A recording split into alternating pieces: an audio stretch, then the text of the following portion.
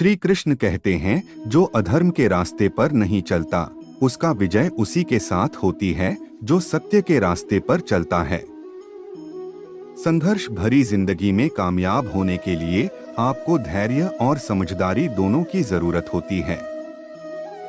जीवन का सफर बहुत ही लंबा होता है, इसलिए आपको हमेशा उच्च उद्देश्यों का चयन करना चाहिए। सफलता के लिए निरंतर दृढ़ संकल्प और समर्पण जरूरी होता है। यदि आप यह दोनों विशेषताओं से वंचित हैं, तो आप कभी सफल नहीं होंगे।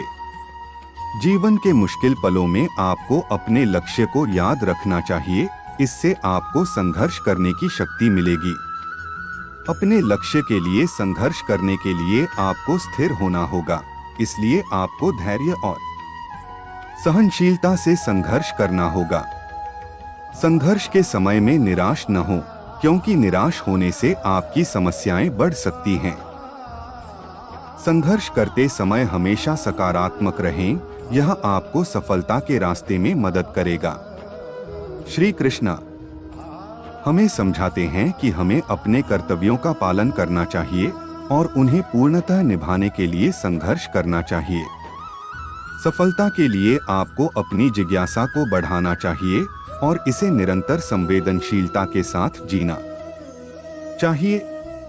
कि संघर्ष के दौरान हमें अपने संघर्ष को सामने रखना चाहिए, इससे हम अपनी मनोदशा को नियंत्रित कर सकते हैं। जब आप संघर्ष कर रहे होते हैं, तो आपको हमेशा सफल होने के लिए उद्यमशीलता और अध्यवसायता के साथ काम करना चाहिए। जीवन में आपको संघर्ष से डर नहीं लगना चाहिए, क्योंकि संघर्ष हमें आगे बढ़ने की शक्ति देता है। श्री कृष्ण एक महान व्यक्तित्व हैं, जो हमें अपने जीवन के महत्वपूर्ण सबक सिखाते हैं। उनके जीवन से हमें कई महत्वपूर्ण मुद्दों का समाधान मिलता है। हमें उनके जीवन के उन्नति के बारे में भी सीख मिलती है। हम अपने जीवन में भी कर सकते हैं, जो हमें हमारे जीवन के मुश्किल समय में उठने वाले समस्याओं से निपटने में मदद करता है। यह शायरी हमें आत्मविश्वास, संघर्ष के लिए तैयार होने, सहनशीलता और अपने लक्ष्यों की ओर प्रेरित करती है। कृष्ण भगवान हमारी हिंदू धर्म और संस्कृति के एक महत्वपूर्ण देवता हैं। उनके बारे में बहुत सारी कहानियां, कथाएं और उद्धरण हमारी पुरातन संस्कृति में उपलब्ध हैं। कृष्ण के उद्धरण हमें एक सकारात्मक जीवन की दिशा देते हैं और हमें अपनी जिंदगी में सफलता प्राप्त करने के लिए प्रेरित करते हैं। यहाँ हम आपके सामने कुछ कृष्ण के प्रेरणादायक उद्धरणों को पेश कर रहे हैं, जो आपको सकारात्मक बनाने में मदद करेंगे। जो अधर्म के रास्ते पर नहीं चलता उसका विजय उसी के साथ होती है जो सत्य के रास्ते पर चलता है।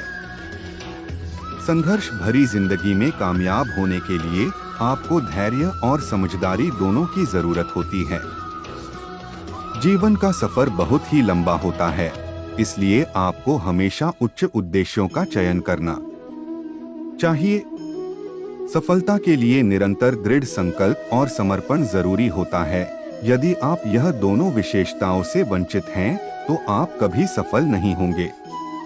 जीवन के मुश्किल पलों में आपको अपने लक्ष्य को याद रखना चाहिए, इससे आपको संघर्ष करने की शक्ति मिलेगी।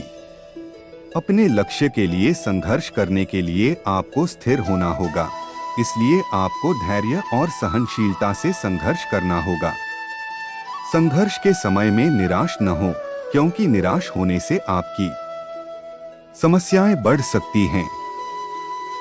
संघर्ष करते समय हमेशा सकारात्मक रहें, यह आपको सफलता के रास्ते में मदद करेगा। श्री कृष्ण हमें समझाते हैं कि हमें अपने कर्तव्यों का पालन करना चाहिए और उन्हें पूर्णतः निभाने के लिए संघर्ष करना चाहिए। सफलता के लिए आपको अपनी जिज्ञासा को बढ़ाना चाहिए और इसे निरंतर संवेदनशीलता के साथ जीना चाहिए। कि संघर्ष के दौरान हमें अपने संघर्ष को सामने रखना चाहिए, इससे हम अपनी मनोदशा को नियंत्रित कर सकते हैं। जब आप संघर्ष कर रहे होते हैं, तो आपको हमेशा सफल होने के लिए उद्यमशीलता और अध्यवसायता के साथ काम करना चाहिए। जीवन में आपको संघर्ष से डर नहीं लगना चाहिए, क्योंकि संघर्ष हमें आगे बढ़ने की शक्ति देता है। कि जीवन में हमें अपने सपनों को पूरा करने के लिए संघर्ष करना होगा और इस संघर्ष में हमें हर दिन सीखना चाहिए। संघर्ष के दौरान आपको हमेशा सकारात्मक रहना, अपने जीवन में सफल होने के लिए हमें धैर्य और सहनशीलता रखनी चाहिए। जीवन में संघर्ष से नहीं घबराना चाहिए, इससे हमें नई ऊंचाइयों की तरफ आगे बढ़ने में मदद करता है। कि जीवन में दृढ़ संकल्प और उत्साह रखना बहुत महत्वपूर्ण है। श्री कृष्णा के उपदेशों से हमें यह समझ मिलता है कि सफलता के लिए आपको धैर्य और कड़ी मेहनत के साथ काम करना होगा। संघर्ष से निराश नहीं होना चाहिए, इससे हमें सीखने और सुधार करने का अवसर मिलता है। जीवन में हमेशा सकारात्मक रहना चाहिए, क्योंकि सकारात्मक सोच हमें सफलता की ओर ले जाती है। कि जीवन में हमें संघर्ष को स्वीकार करना चाहिए और उसके बाद उससे सीखना चाहिए। जब आप स्वयं को जानते हैं, तभी आप अन्य लोगों को समझ सकते हैं।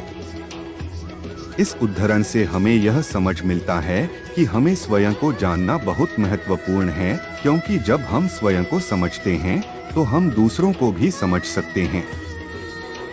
संगीत का सबसे महत्वपूर्ण उद्देश्य आत्मा को शांति देना है। इस उदाहरण से हमें यह समझ मिलता है कि संगीत न केवल हमारी मनोदशा को बेहतर बनाने में मदद करता है, बल्कि हमारी आत्मा को शांति भी देता है। जो व्यक्ति सभी से प्रेम करता है, वह भगवान का समान होता है। इस उदाहरण से हमें यह समझ मिलता है कि हमें सभी मनुष्यों से प्यार करना चाहिए और यही हमें भगवान के समान बनाता है। जब तक आपके मन में नफरत होती है, तब तक आप खुद को कभी भी शांति नहीं दे पाएंगे। इस उदाहरण से हमें यह समझ मिलता है कि हमें नफरत को दूर करने की आवश्यकता होती है, क्योंकि नफरत हमारी आत्मा को शांति नहीं दे पाती है। जीवन की सबसे बड़ी समस्या है, हम खुद को समझ नहीं पाते। इस उदाहरण से हमें यह समझ मिलता है कि हमें अपने आप को समझने की आवश्यकता होती है, क्योंकि जब हम स्वयं को समझते हैं तो हम अपनी समस्याओं का समाधान भी निकाल सकते हैं। जो व्यक्ति अपनी कमजोरियों को समझता है, वह वास्तव में मजबूत हो जाता है।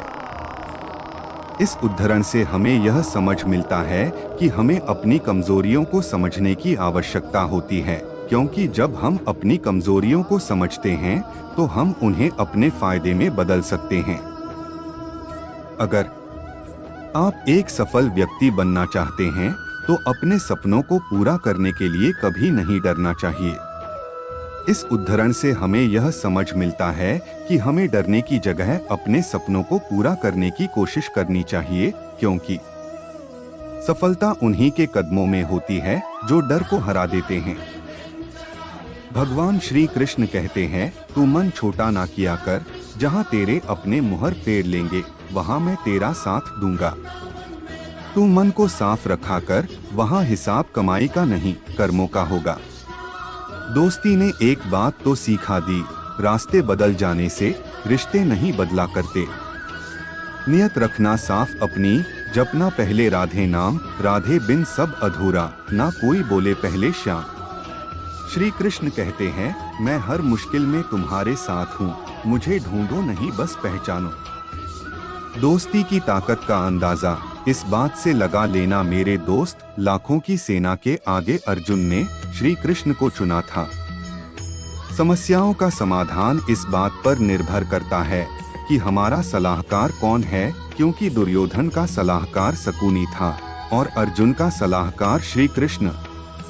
दर महादेव हो या भगवान श्री कृष्ण का, मैंने वहाँ अक्सर सर झुकाते हुए लोगों को महान बनते देखा है।